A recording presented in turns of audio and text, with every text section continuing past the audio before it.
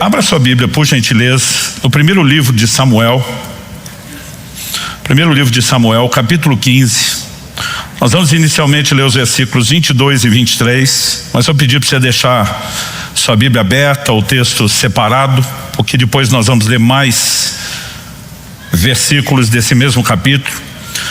1 Samuel, capítulo 15, versos 22 e 23, eu leio na Nova Almeida atualizada. Porém Samuel disse: será que o Senhor tem mais prazer em holocaustos e sacrifícios do que no obedecer a sua palavra? Eis que o obedecer é melhor do que o sacrificar, e o ouvir é melhor do que a gordura de carneiros. Porque a rebelião é como o pecado da feitiçaria, e a obstinação é como idolatria e o culto a ídolos do lar. Por você ter rejeitado a palavra do Senhor, também ele o rejeitou como rei.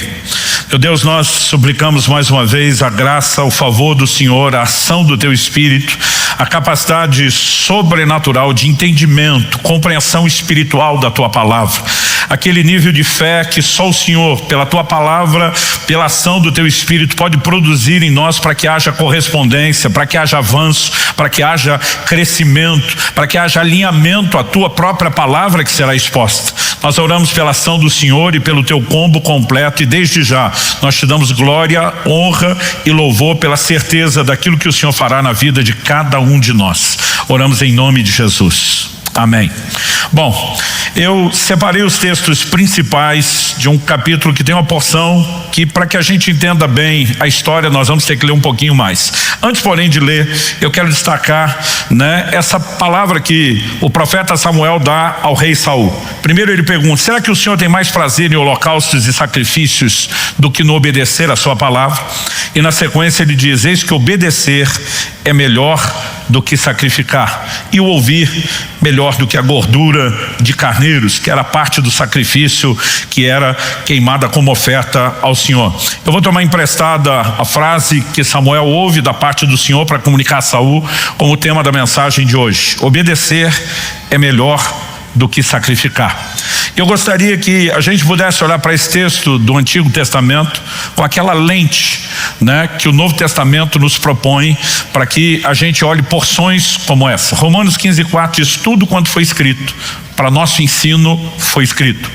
Já em 1 Coríntios 10:11, Paulo diz que essas coisas, e aí ele está falando dos eventos relacionados à nação de Israel, registrados no Antigo Testamento, ele diz: essas coisas foram escritas para nosso exemplo, para nossa advertência, para nós, de quem são chegados os fins dos tempos. Portanto, não se trata apenas de um registro histórico, da cronologia de uma pessoa ou outra, como Saul ou o próprio Samuel, mas de lições que Deus propõe para mim e para você.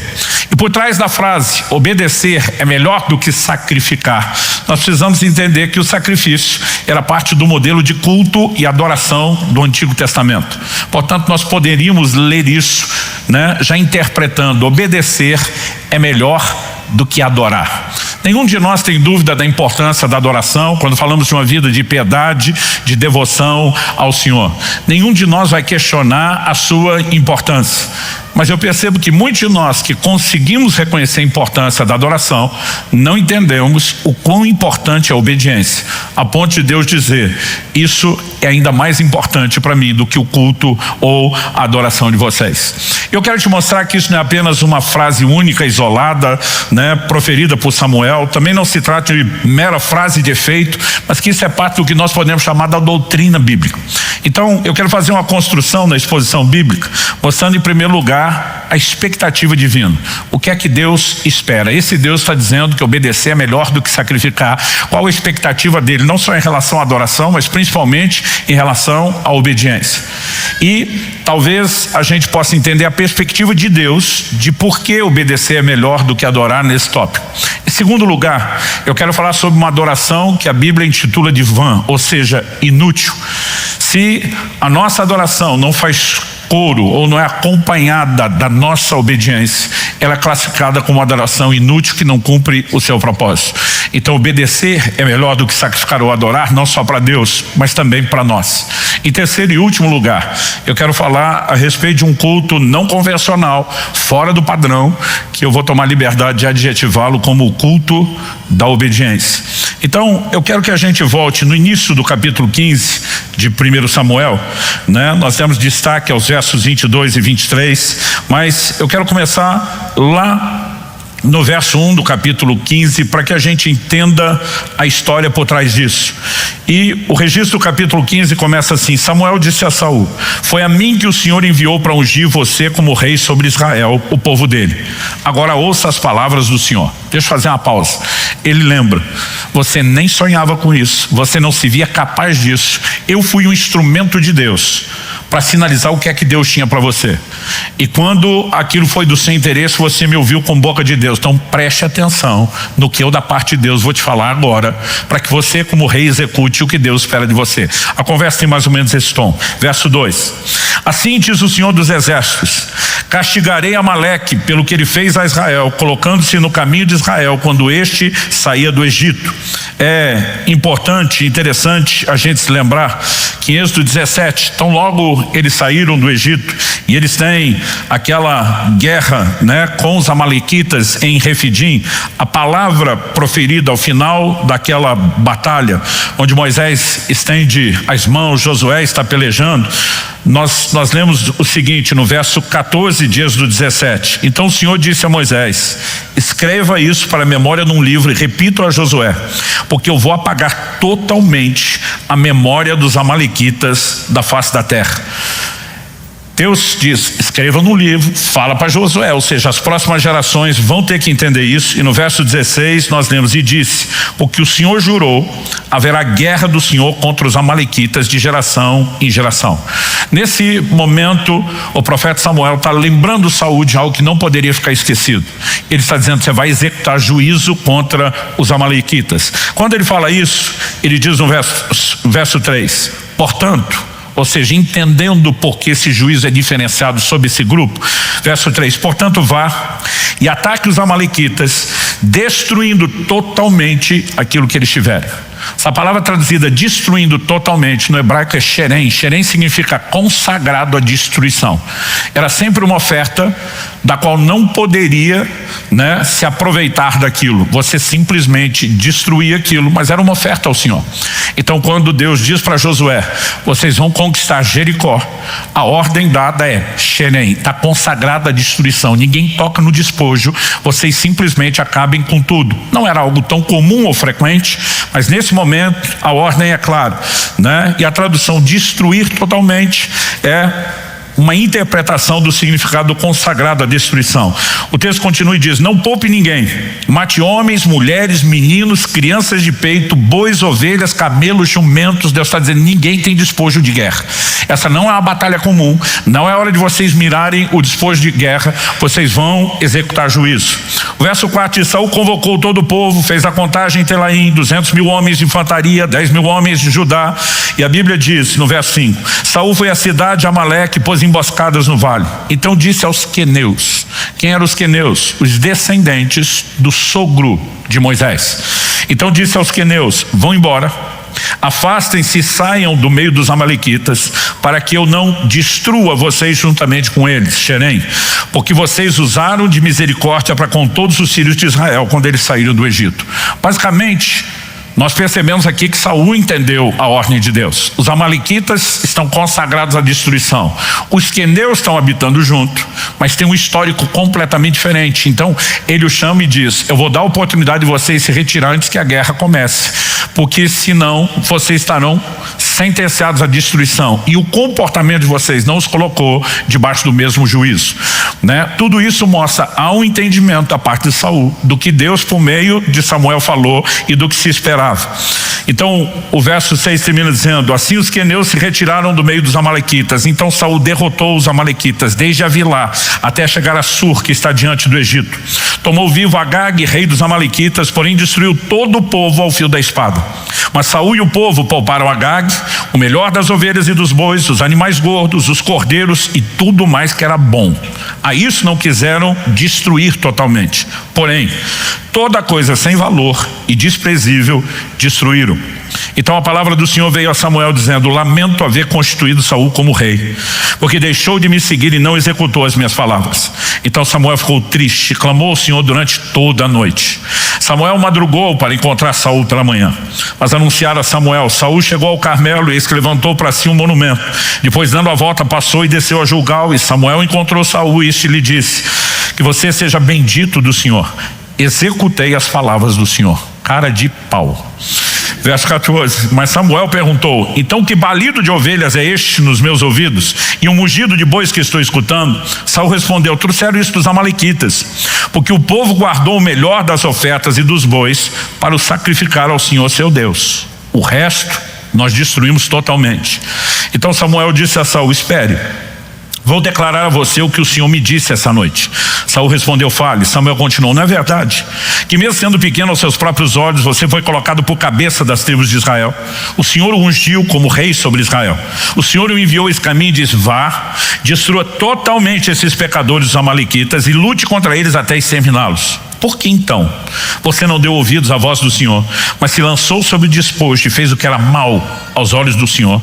Então Samuel disse a Saul: pelo contrário, dei ouvidos à voz do Senhor e segui o caminho pelo qual o Senhor me enviou. Trouxe Agag, o rei de Amaleque, e destruí totalmente os amalequitas. Mas o povo, agora não é ele, o povo pegou do despojo ovelhas e bois, o melhor do que estava destinado à destruição, para oferecer ao Senhor seu Deus em Gilgal. Isso aqui é para o culto, é para adoração.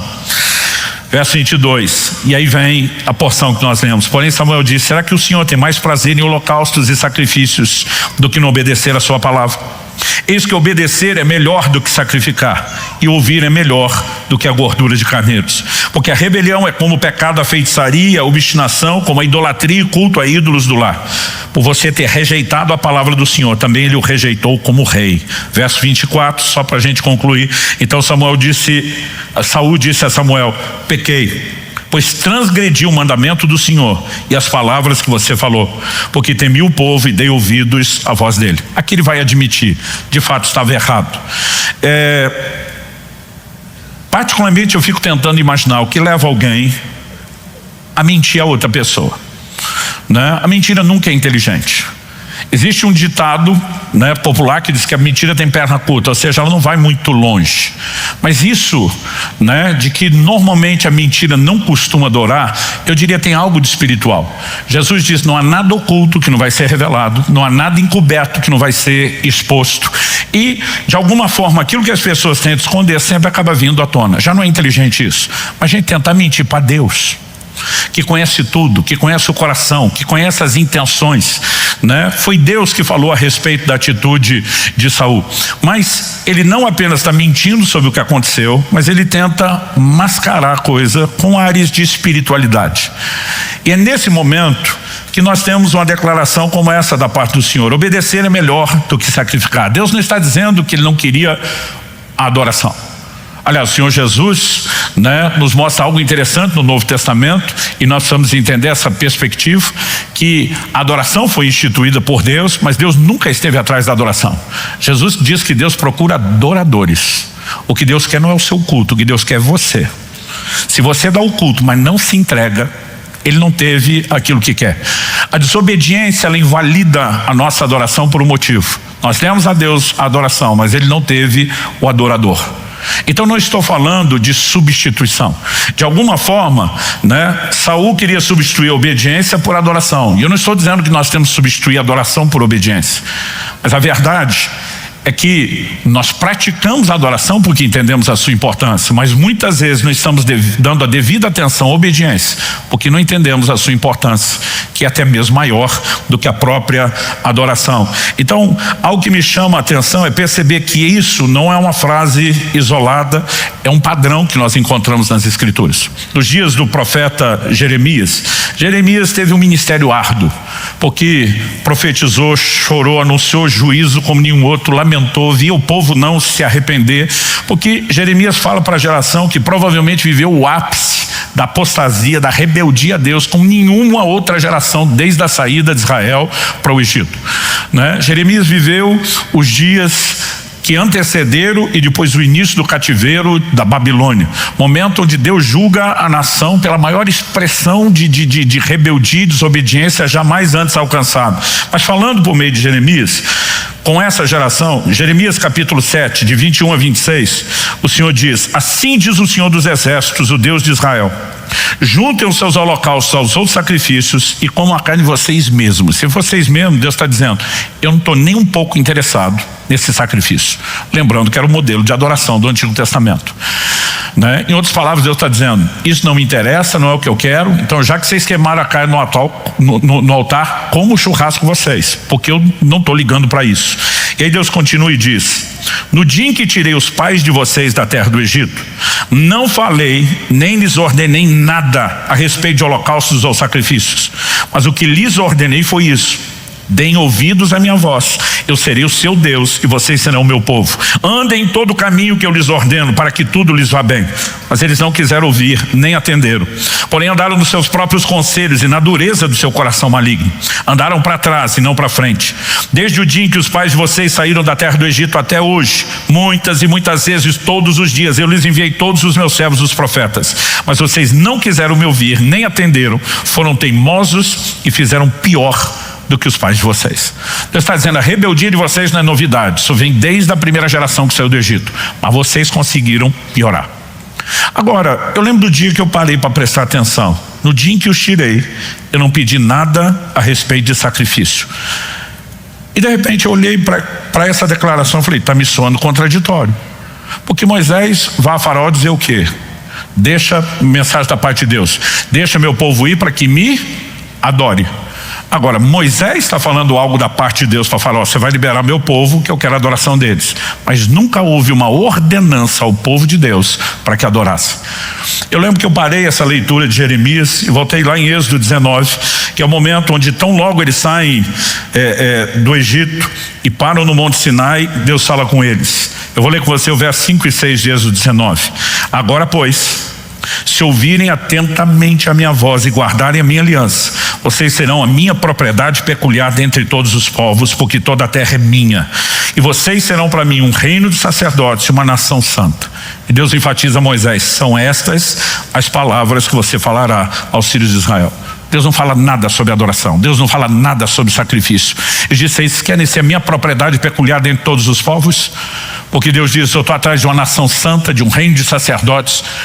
Ouçam a minha voz, me obedeçam, guardem a minha aliança, andem em obediência. Se há uma marca, se há uma expectativa clara, sinalizada da parte de Deus a nosso respeito, nós podemos dizer que mais do que adoração, essa característica é obediência. E a gente vai percebendo ao longo das escrituras um padrão. Não quero ser exaustivo aqui, mas é importante a gente inclui aqui uma declaração de Davi no Salmo 40, de 6 a 8. Sacrifícios e ofertas não quiseste, abriste os meus ouvidos.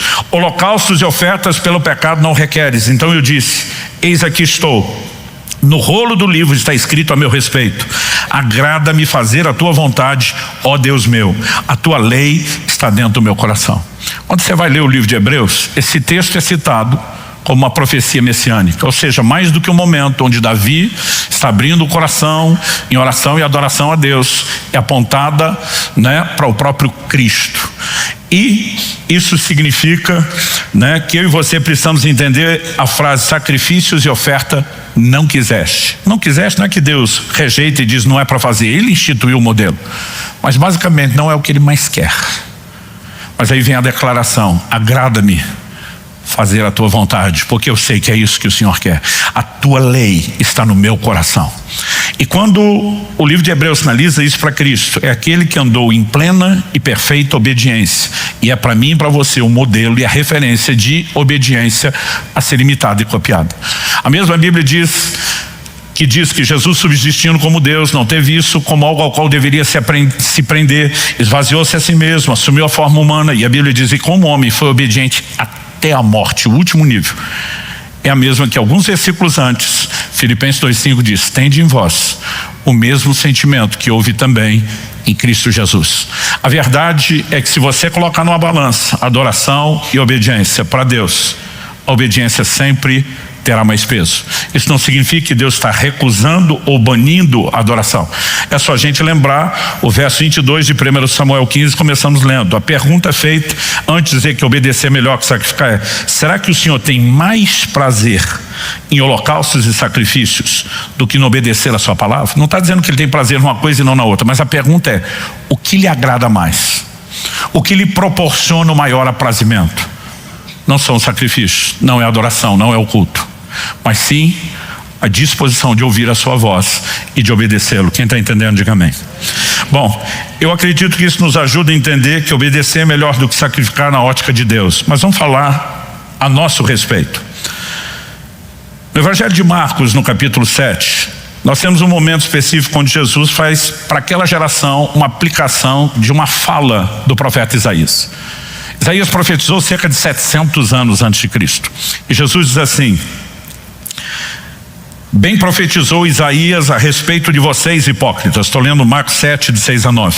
Como está escrito: esse povo me honra com os lábios, mas o seu coração está longe de mim.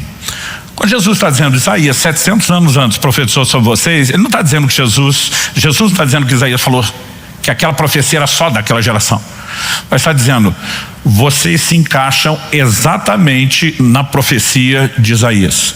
Esse povo me honra com os lábios, adoração, mas o coração está distante. E se Deus não está atrás da adoração e sim do adorador, faz sentido para você que haja um culto de lábios, mas o coração do adorador distante? Para mim não faz nenhum sentido.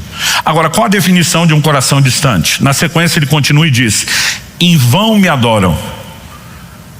Aqui nós temos uma adoração que é classificada vã, ou seja, inútil. Em vão me adoram, ensinando doutrinas que são preceitos humanos. Rejeitando o mandamento de Deus, vocês guardam a tradição humana. E disse-lhes ainda: vocês sempre encontram uma maneira de rejeitar o mandamento de Deus para guardarem a própria tradição. O problema não era nem apenas a introdução de mandamentos que não são divinos, é que esses mandamentos humanos se tornaram a desculpa para não precisar obedecer os mandamentos de Deus. E aí vem essa frase: vocês sempre encontram a maneira.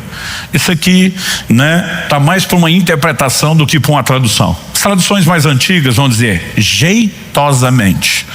Essa palavra kalos no grego, ela fala de algo excelente, bonito. Ou seja, Jesus disse: vocês ainda dão uma maquiada para que a desobediência fique mascarada de espiritualidade. Do mesmo jeito que Saul: não, a gente só não destruiu porque era para adorar a Deus. Conversa, lá na frente ele vai dizer: eu tive medo do povo, a gente queria mesmo o despojo. Mas depois existe aquela tentativa de aplacar a consciência. A pergunta é: se a exclusividade de Saul, dos fariseus dos dias de Jesus, ou a nossa natureza humana tem a capacidade de fazer esse jogo? Eu vou falar por mim mesmo. Eu olho para trás e eu lembro de muitos momentos onde eu penso: Deus tem que ter muita paciência conosco. Eu lembro da adolescência, uma ocasião que chegou a hora de dar o dízimo, eu apertado que só. Aí eu fui falar com Deus, falei: Senhor, se eu tivesse aqui apertado financeiramente e fosse pedir para o meu pai terreno emprestar dinheiro, ele normalmente não empresta porque não tem, mas se eu fosse pedir e ele tivesse, tenho certeza que ele me emprestava. Dito isso, se o senhor é um pai melhor do que o meu, será que esse mês o senhor me empresta o dinheiro do dízimo, eu devolvo mês que vem o dobrado? Sabe, a gente consegue ainda dizer para Deus: eu não vou te obedecer, eu não vou te pôr em primeiro lugar, mas com tudo isso como se a gente estivesse exaltando a paternidade dele. Eu posso contar muita história, não teria tempo, não sei se eu teria coragem, porque a gente tem vergonha de lembrar dessas coisas. Mas o ser humano, ele tem uma inclinação não só à rebeldia, mas ele se inclina a mascarar a rebeldia. Aliás, Jesus, quando confrontou os fariseus, ele conta uma parábola sobre um pai que fala com dois filhos. Ele dá a mesma ordem aos dois filhos. Primeiro para um, depois para outro: filho, vai trabalhar na vinha. O primeiro diz: sim senhor, estou indo. Mas a Bíblia diz: não foi. O segundo filho, quando o pai dá a ordem, diz: não vou. Atitude rebelde enfrenta o pai. Só que a Bíblia diz: depois arrependido foi. E Jesus pergunta: no final das contas, quem fez a vontade do pai? Eles vão dizer: o que acabou em trabalhar. E basicamente Jesus diz: pois é. Aí ele fala para os fariseus. Os fariseus eram, gente, a casta assim mais religiosa dedicada no meio do judaísmo que existia. Eram os beatos, os carolas da época. Jesus diz, pois é, publicanos e meretrizes, para quem não sabe são as prostitutas, entram antes de vocês, os religiosos, no reino de Deus. O que é que Jesus está dizendo? Vocês são o primeiro filho. Tudo que Deus fala, sim, Senhor. Vocês têm um comportamento de obediência, mas não faz. Ou seja, vocês não têm aparência de rebeldia, mas no final das contas são rebeldes porque não obedecem. Aí tem o grupo dos pecadores rebeldes. Deus fala, não vamos fazer nada, nós queremos fazer do nosso jeito. Mas depois arrepende e acaba fazendo. No final, quem agradou a Deus? Quem tem o discurso correto ou quem teve a ação correta? A religiosidade, que é uma expressão, né? A palavra religião, ela é boa, ela é bela, ela vem do latim religare, fala da conexão do homem com Deus, que só Cristo proporciona, né? Mas ela, inclusive, tem sido usada, Tiago fala, religião, né, perfeita, imaculada para com Deus é essa. Mas quando nós passamos a usar o termo religiosidade, é para falar muito mais do comportamento de gente como os fariseus, que valorizam a aparência em detrimento da essência. Isso cabe exatamente no contexto que nós estamos falando. Esse tipo de adoração, quando o mandamento de Deus é rejeitado, Deus está dizendo, em vão me adoro. Você está me honrando com os lábios, seu coração está longe. Isso para mim não é adoração, não é o que eu quero, não tem valor nenhum, eu não estou recebendo nada disso. É só você olhar para a primeira oferta na Bíblia. Você tem Abel e Caim ofertando. A Bíblia diz, Deus se agradou de Abel da sua oferta, mas não se agradou de Caim da sua oferta.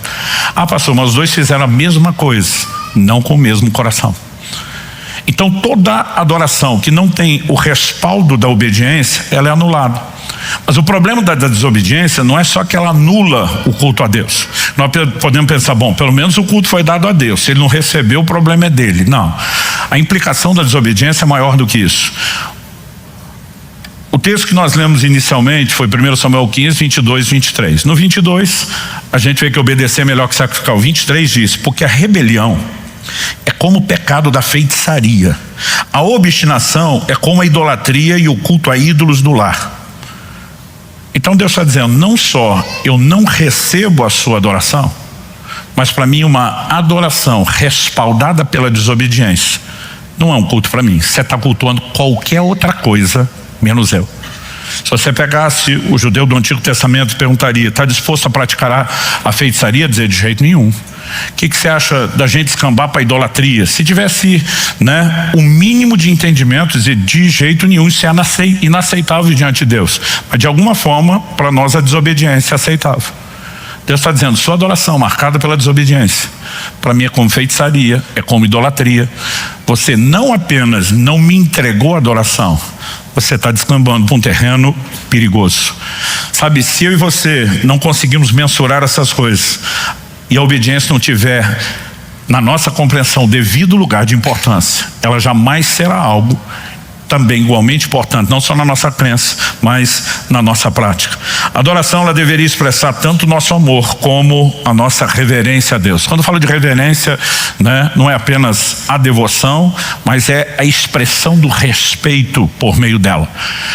Agora, quando a gente pensa tanto um aspecto como o outro, né, quando perguntaram a Jesus qual o maior mandamento, ele respondeu sem hesitar, ame o Senhor teu Deus de todo o seu coração, com toda a sua alma, entendimento e força. Isso, se é o maior, o principal mandamento, a expectativa de Deus é alta sobre isso. Agora, qual a forma de expressar ou cumprir o primeiro mandamento? Deus tem uma linguagem de amor muito clara, né? E diz em João 14, 21, Jesus diz, aquele que tem os meus mandamentos e os guarda, esse é o que me ama. 2 versos depois, no 23 de João 14, ele vai dizer, aquele que tem, né, se alguém me ama, guardará a minha palavra. Logo depois dizer, aquele que tem os meus mandamentos e os guarda, esse é o que me ama. Ele diz, está guardando é porque me ama. Se me ama, vai guardar a minha palavra. Ele diz no verso 23. Quando eu era garoto, eu lembro que pelo menos 2 vezes por ano, a gente tinha repetida, eu falo a gente, me incluindo junto com meus outros 2 irmãos, a mesma frustração 2 vezes por ano. Quando estava chegando o aniversário do meu pai, depois do Dia dos Pais, a gente procurava papai para pedir dinheiro para dar presente para ele, porque criança não tem como comprar o presente, né? E naquela época não adiantava só falar com a mamãe, então a gente ia pro meu pai. E, gente, não tinha jeito dele concordar conosco que a gente comprasse algum presente. Não era só pela dificuldade financeira, não era mesquinhez, porque Dia das Mães, aniversário de mamãe, a grana saía. Mas quando chegava a vez do meu pai, e para nós os filhos era frustrante ouvir isso, ele dizia assim: o melhor presente que vocês podem me dar é obediência. Eu tinha ódio de ouvir aquilo, porque eu preferia dar presente do que obedecer, Era bem mais fácil dar 2 presentes no ano do que obedecer o ano inteiro, né? E eu também não conseguia entender a importância. Agora, adivinho que meus filhos cresceram ouvindo de mim depois que me tornei pai. Melhor presente que vocês podem me dar é a obediência, né? Porque quando você entende a perspectiva do outro lado, e de alguma forma parece que até hoje eu ouço a voz de Deus com a voz do meu pai, dizendo: o melhor culto, a melhor adoração, a melhor oferta, o melhor presente que vocês podem me dar é a obediência. Então, tanto expressar o amor como a própria reverência a Deus está muito ligado à conduta. Provérbios 14:2 diz: quem anda na retidão teme o Senhor, mas o que anda em caminhos tortuosos, esse o despreza. Quer saber se a pessoa teme ou despreza a Deus? É só olhar a conduta, não é o que ela fala para Deus, não é se ela ergue a mão e chora no culto ou não. Nós precisamos de fato entender que a adoração é algo maior do que um momento específico numa reunião de celebração como aqui temos. Isso me remete ao nosso terceiro e último tópico. Eu quero falar aqui desse culto da obediência. Em vez de substituir a obediência por uma suposta adoração, como Saul fez, nós devemos adorar a Deus por meio da obediência. Não estou também falando sobre eliminar o outro formato de adoração, mas eu e você precisamos entender que na perspectiva divina, o formato de adoração não é apenas aquele que Davi foi tornando popular desde o Antigo Testamento, a música. Evidente que isso, né, faz parte daquilo que Deus também quer receber. Salmo 22 diz: Deus habita no meio dos louvores. Em Efésios 5:18, o apóstolo Paulo, né, escreve e diz: não vos embriagueis com vinho, no qual há dissolução, mas encham-se do Espírito. Como? Falando entre vós, com salmos, hinos, cânticos espirituais. Agora, a pergunta é: o único formato de adoração é a música? Eu quero te dizer não. Olha o que diz Romanos capítulo 12, verso 1.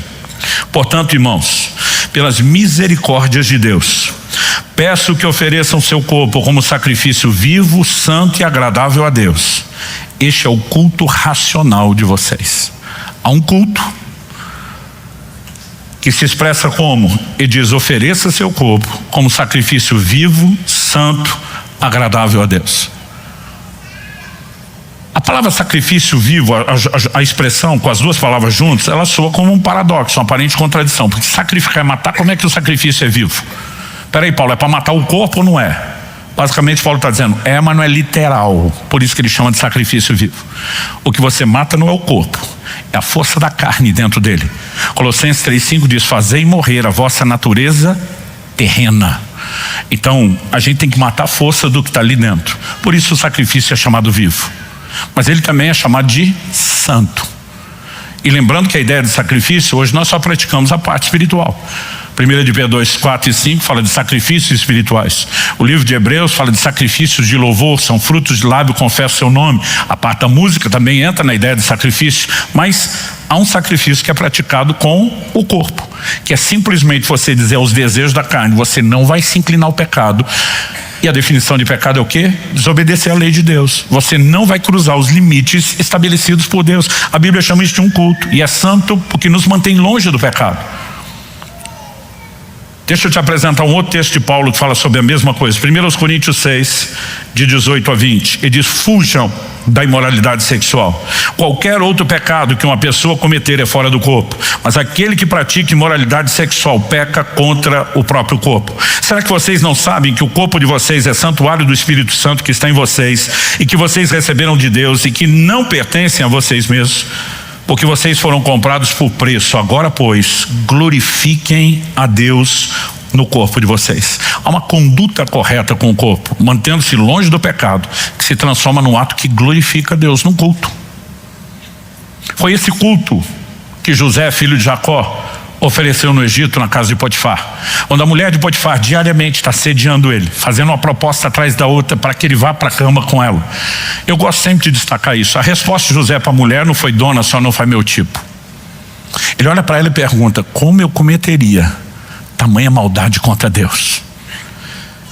Ele está dizendo: a senhora pode achar que está me oferecendo um prêmio. É um nível de gratificação muito rápida com saldo frustrante, mas isso não chega perto do que realmente meu coração deseja: exaltar aquele que tem sido bondoso, misericordioso, que me cuida, que me guarda. Escolhas que eu e você fazemos dia a dia são parte de um culto que não só é chamado sacrifício vivo, mas é um sacrifício santo. Ele também é chamado de agradável a Deus, porque é isso que Deus espera. Nós mencionamos aqui antes: será que o Senhor tem mais prazer em holocausto sacrifício do que se obedeça a palavra? Será que Deus vai ficar mais contente que eu vá por culto do domingo adorá-lo depois de fazer babado a semana toda? Ou que talvez, não podendo estar lá, quando ninguém está vendo, eu esteja honrando a Deus com a minha conduta? Isso é parte de um culto que oferecemos. Mas tem uma outra característica além do vivo, santo e agradável. Ele termina dizendo: esse é o vosso culto racional. Essa palavra foi traduzida como racional. No original grego a palavra é lógicos. Significa que pertence ao discurso ou fala, que pertence à razão ou lógica, né? A palavra, como vocês perceberam, é a raiz da nossa expressão lógica, né? Ele também fala daquilo que concorda com a razão ou segue a razão, que é razoável. A ideia, a essência da definição é lógica. Não significa apenas que Deus está dizendo: olha, o culto não tem nenhum tipo de emoção. Já vi gente tentar dizer o culto é só lógico. Não. Existe uma lógica nesse formato de culto, que é oferecer o corpo como sacrifício vivo. Faz sentido para você a gente celebrar Cristo e o perdão dos pecados pecando? Não tem lógica nenhuma nisso. Paulo está apelando para a lógica. Aliás, não é justamente o que ele, escrevendo aos Coríntios, fala um pouquinho antes de falar lá daquele texto da imoralidade? Ele fala sobre a Páscoa como uma figura do que eu e você devemos celebrar hoje. 1 Coríntios 5, 7, 8, ele diz: joguem fora o velho fermento, para que vocês sejam nova massa, como de fato já são sem fermento. Pois também Cristo, nosso Cordeiro Pascal, foi sacrificado. Por isso celebremos a festa não com velho fermento, nem com fermento do mal e da maldade, mas com o pão sem fermento, o pão da sinceridade e da verdade. No Antigo Testamento haviam 3 festas anuais, onde todos israelitas, né, os homens, tinham que subir diante de Deus a Jerusalém. Era o culto compulsório, obrigatório. Uma dessas festas, normalmente nós só chamamos pelo primeiro dia, esquecemos de outros 7 dias que vem depois. Era a Páscoa. A Páscoa era um dia de celebração, sacrifício do cordeiro, a ceia. Mas a Páscoa era emendada por 7 dias de celebração, e esses outros 7 dias eram chamados a festa dos pães asmos. Asmos significa sem fermento. Eles não podiam comer pão com fermento, não podia ter fermento em casa mesmo, que não colocasse no pão. E Deus foi incisivo e disse: se for encontrado fermento na casa de alguém, ou alguém comer pão com fermento, será eliminado do meio do povo. Agora Paulo vem e diz: Cristo é o nosso Cordeiro Pascal. O sacrifício do Cordeiro da Páscoa representa o sacrifício de Jesus por nós, para nossa redenção, para o perdão dos nossos pecados. E como é que se celebra isso que Jesus fez? Tirando o fermento, que é a figura do pecado. Ele claramente diz: celebremos a festa não com o fermento do mal e da maldade. Ele mostra qual o significado do fermento, mas com os asmos da sinceridade e da verdade. Não existe lógica em celebrar o perdão dos pecados voltando a pecar. É por isso que na ceia do Senhor, o momento onde a gente recorda o sacrifício de Jesus para nos resgatar do pecado, a Bíblia diz que nós não podemos participar de modo indigno. Qual a definição de indigno? Não veio bem vestido para o dia, não natural. Espiritual sim, já que Vestes fala da condição do homem diante de Deus, a gente poderia dizer isso. A Bíblia está falando da condição espiritual. E aí os crentes começaram a dizer: não, se não pode participar de modo indigno, eu não estou bem, eu não participo. Isso não está na Bíblia, gente. Não existe uma instrução na Bíblia para dizer não participe. A Bíblia diz: examine-se o homem a si mesmo e assim coma. Mas diz para não comer de modo indigno. Exatamente, você examinou, percebeu que tem algo indigno, arruma, conserta. Aí o crente faz o quê? Não, eu não estou bem, eu não sei. Na outra ceia ele não está bem, eu não sei. Tem crente fazendo aniversário sem ceia. Agora ele respeita a ceia, mas não o Cristo que deveria ser celebrado na ceia, porque ele não toma ceia para continuar em pecado, mas pecando você está cuspindo na cara de Cristo em vez de celebrá-lo. Então não adianta nada você respeitar a ceia e não respeitar o Cristo da ceia. Paulo está dizendo que tem um culto lógico. Ele está dizendo, não faz sentido vocês pensar num modelo de adoração que não seja acompanhado pela obediência à palavra de Deus. A obediência, ela pode e deve ser entendida como um culto a ser oferecido a Deus. Se nós não reformularmos, o nosso entendimento, a nossa compreensão através da doutrina bíblica do lugar da importância da obediência, nós não vamos lutar por isso. Nenhum de nós vai dizer, Deus não merece ser adorado. A gente compra sem vontade, não é importante, vamos lá. Mas porque relativizamos a importância da obediência, ela acaba não ocupando na prática o lugar que deveria nas nossas vidas. Eu não vim aqui hoje te apontar o dedo, não vim jogar pedra em você. Todos nós estamos num processo de santificação e aperfeiçoamento. Essa é a hora que você fala amém. Eu não vim te julgar pelo seu passado nem pelo seu presente. O tempo todo aqui, quando estamos ensinando, nós estamos apresentando uma nova proposta de futuro. Ah, pastor, eu estou estilo Saul e os fariseus. Nós vamos mudar. Aí o tempo todo vou examinar minha vida, tem coisa errada, nós vamos consertar. E o posicionamento deve ser que nem o de Paulo, esquecendo-me das coisas que para trás ficam, avançando para estão diante de mim, prossigo. Eu vou crescer em Deus, eu vou vencer cada uma dessas áreas, Deus pacientemente nos ensina, nos corrige, nos instrui, sempre nos chamando não apenas a um conserto, mas a um processo de aperfeiçoamento nele. Então a gente tem duas formas e maneiras de olhar para isso. Eu lembro na minha adolescência, a fase mais dramática, quando eu via mensagens como essa, eu saía da igreja arrasado. Eu saía dizendo, eu sou a fraude, eu não sou crente. E você pode olhar para tudo isso e desanimar. Ou você pode entender, eu ainda não sou isso, mas eu entendo que Deus está lutando para ter o melhor de mim. Eu vou lutar com Ele para dar o melhor de mim. Eu vou crescer nesse processo. Eu vou entregar a Ele aquilo que Ele espera de mim. Basicamente, a ideia hoje é muito mais te ajudar a entender a importância da obediência na vida com Deus do que cobrar se ela esteve tão presente ou não até hoje. Porque a partir do momento que você entende, fica mais fácil a gente lutar e trabalhar para que ela esteja presente. Mas também, porque muitas vezes nós nos enganamos. Essa expressão aparece na Bíblia algumas vezes, Tiago fala que o que é só ouvinte, praticando a palavra, ele se engana. Porque no momento que ele está aqui na teoria, ouvindo, ele pensa, tá tudo bem, eu valorizo a palavra de Deus. Mas lá na hora de praticar não valoriza nada. Ele fica se enganando, achando que está bem quando não está. A Bíblia fala algo sobre o filho pródigo e fala algo sobre Pedro, depois de ter negado Jesus. Sobre os dois, a Bíblia diz que eles caíram em si.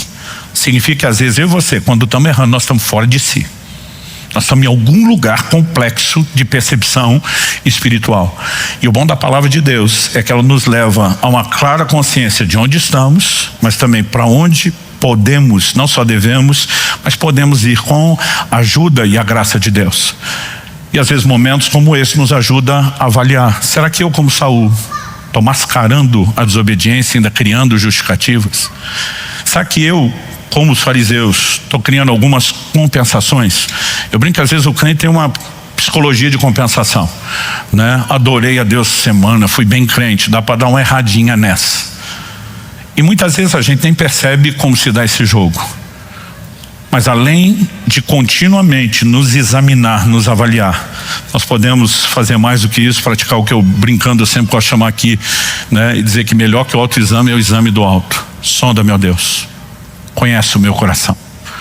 E aí que eu vou repetir a importância de que eu e você tenhamos tempo com Deus. Às vezes naquele momento de oração, quando você está lá diante do Senhor, que você vai conseguir entrar num lugar de modificação. Você pode estar até pleiteando algo que queria, mas em algum momento você vai dizer como Jesus, seja feito contudo não a minha, mas a sua vontade. Por meio da oração nós entramos num lugar de morte para nós mesmos, de sacrifício para nossa carne, de compreensão. Deus diz, invoca-me que te responderei, mas anunciar-te-ei coisas grandes e ocultas que você não sabe. A gente pensa que oculto é só a revelação dos mistérios que vão acontecer.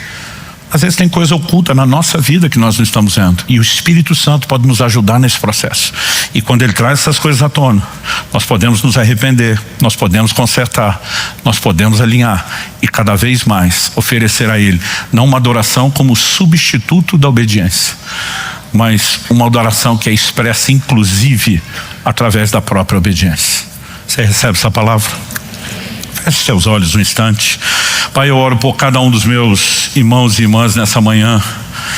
E nós queremos te pedir não apenas a capacidade de entendimento da tua palavra, aquela aplicação pessoal, personalizada do teu Espírito que nos permite, ó Deus, realmente enxergar a nossa própria condição, não apenas aquela aplicação generalizada, mas também te pedimos por um processo que não termine ao final dessa reunião. Nós queremos não apenas entender a tua palavra, nós queremos dar a devida resposta de alinhamento. Nós oramos que essa manhã seja uma manhã de renovar o compromisso da obediência, de talvez estabelecer conceitos por meio do arrependimento diante do Senhor, de, ó Deus, simplesmente entrarmos num lugar onde não vamos apenas no piloto automático, fazendo apenas aquilo que todo mundo faz, mas procurando ter o coração correto diante do Senhor. Eu clamo a ajuda do Senhor sobre cada um de nós. Todos nós, em algum nível, precisamos te dar algum tipo de resposta. E nós oramos por graça e favor do alto para isso. Eu oro que ninguém, Senhor, saia desse lugar confundido pelo inimigo, se prendendo no lugar de culpa ou condenação. Mas cada um de nós saia desse lugar debaixo da inspiração que só o Senhor pode produzir, de que é possível viver de forma progressiva e contínua as mudanças, as transformações do Senhor, e que nós possamos sair com os recursos da tua graça, para que isso seja vivido, à medida em que decidimos buscar, que recebamos do alto o recurso sobrenatural para viver essa mudança, o avanço, o crescimento espiritual, que possamos de fato não ter que escolher ou substituir ou obediência ou adoração, que seja uma combinação de um coração decidido a te honrar e não a te desprezar. Nós oramos em nome de Jesus. Se você crê e concorda, diga amém.